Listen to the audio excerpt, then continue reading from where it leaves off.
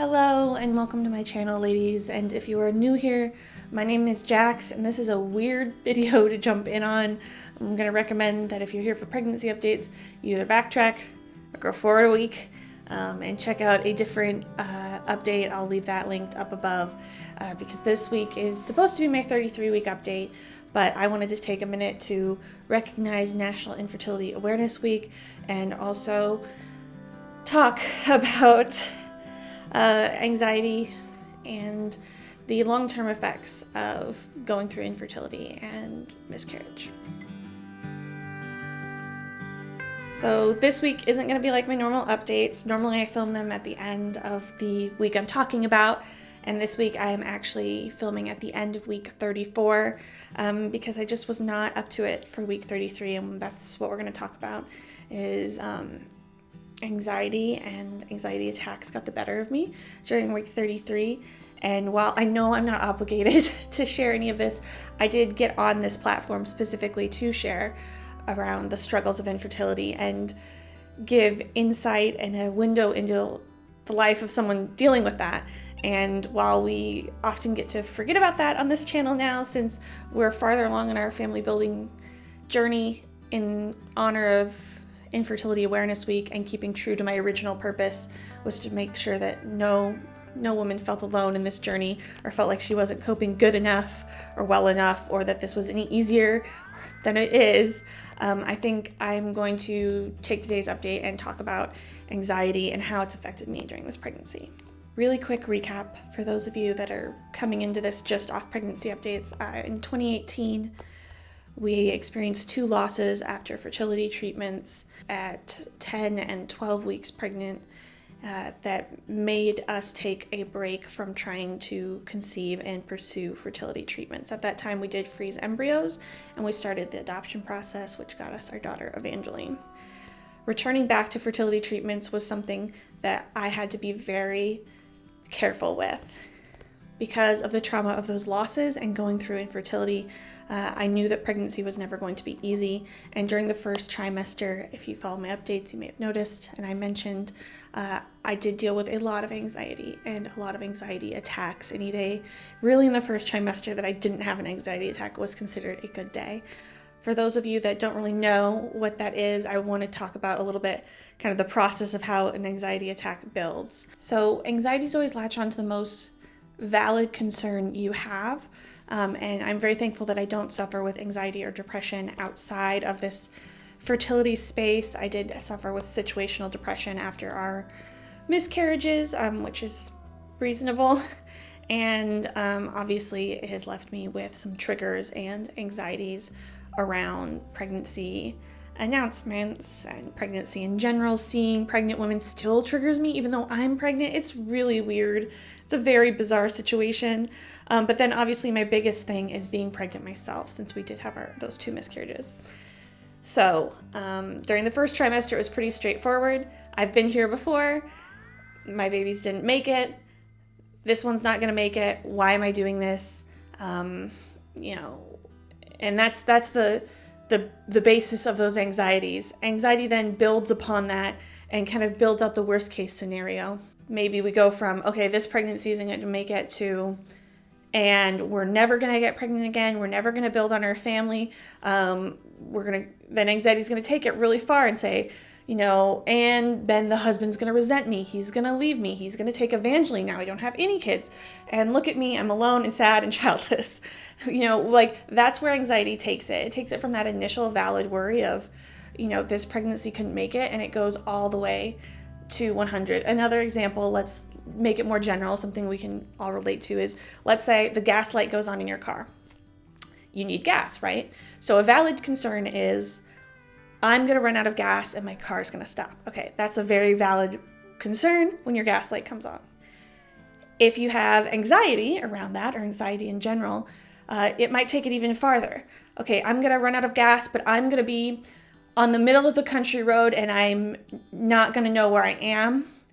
Then I'm going to be stuck on this country road at night alone, not being able to contact anyone. Someone's going to come up, see that I'm stuck on the side of the road because I ran out of gas, and then they're going to murder me.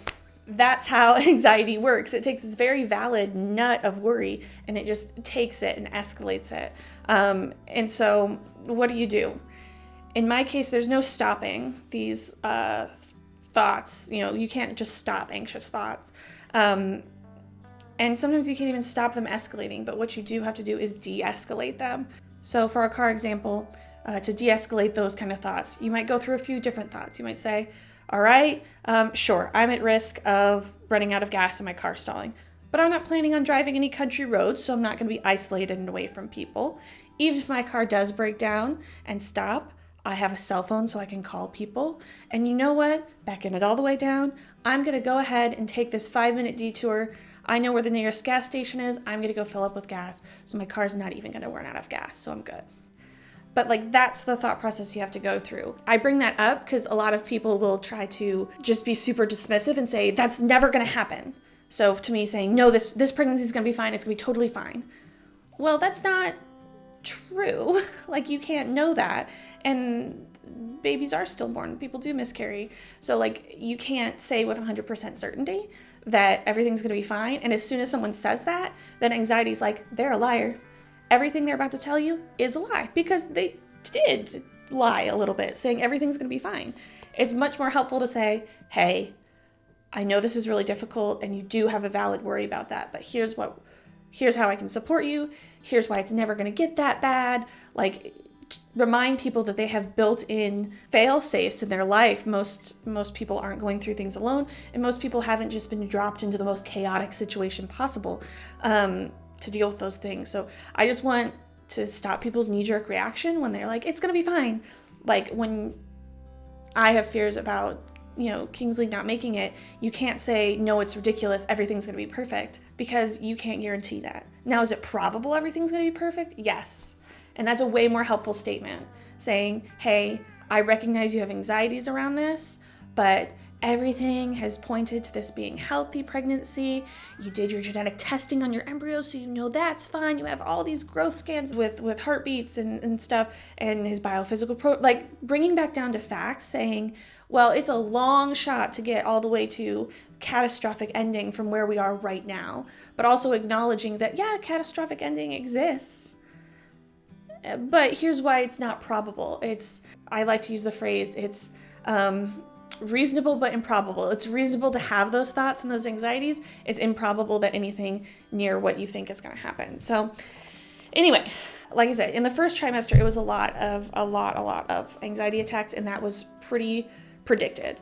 I had talked with the husband saying that this is probably, this is not going to be great. And I was working with my therapist, and we all had a game plan of how to get through that.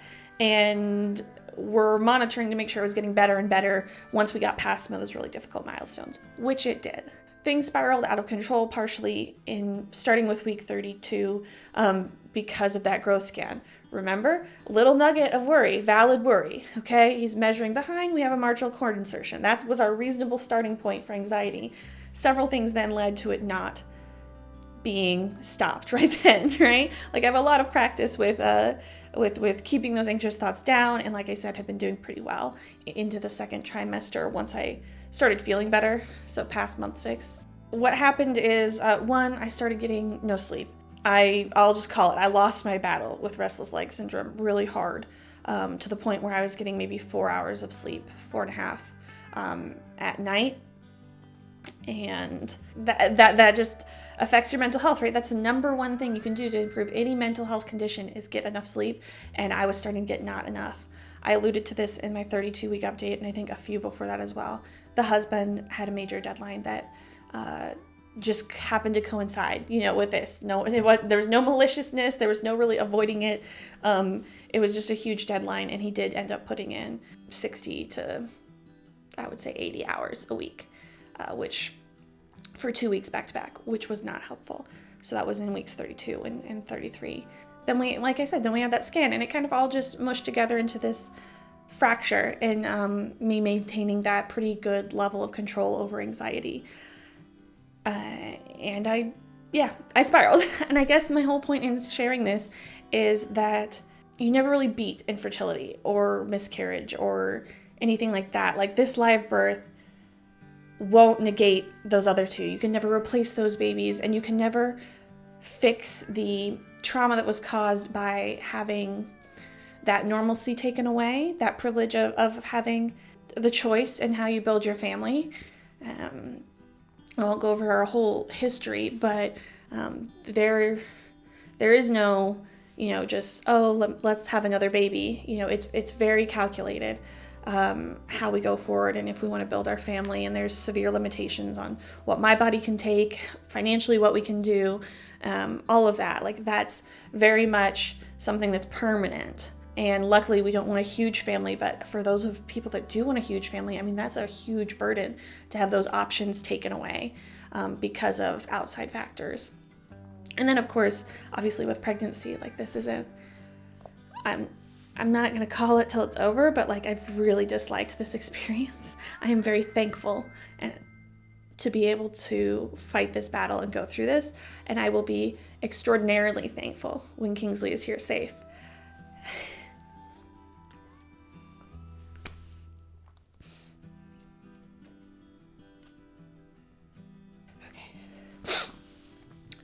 This whole pregnancy experience, though, has been incredibly trying, and I am glad that I had, my husband to support me, and I'm really thankful that I have access to mental health professionals to help me get through this, and that we made a game plan from the very beginning to set expectations about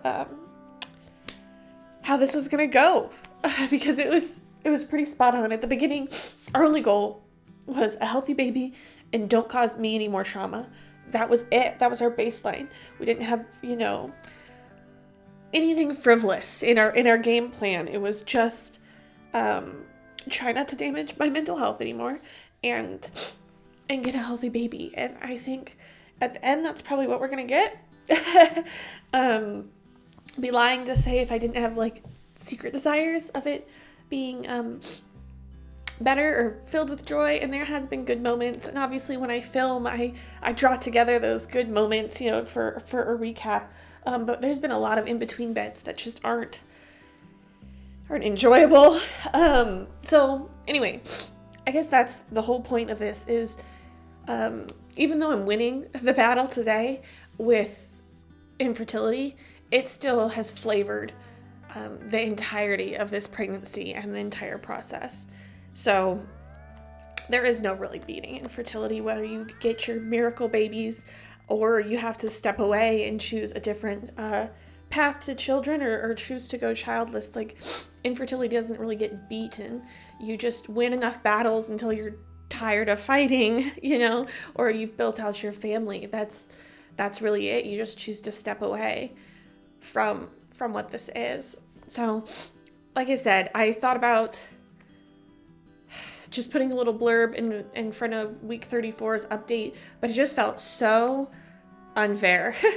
Unfair to what I've gone through, but unfair to any of you who are watching and in a similar place and watch each week and don't see this daily struggling of anxiety. And I don't include it because it's not fun to watch, so I don't want to include it in everything. But I did want to give it the attention it deserved, especially during Infertility Awareness Week. And I know by the time this gets posted, I'm 1 week behind, but you'll forgive me, I'm sure. All right. That's it. So, this week, more than ever, keep on fighting, ladies.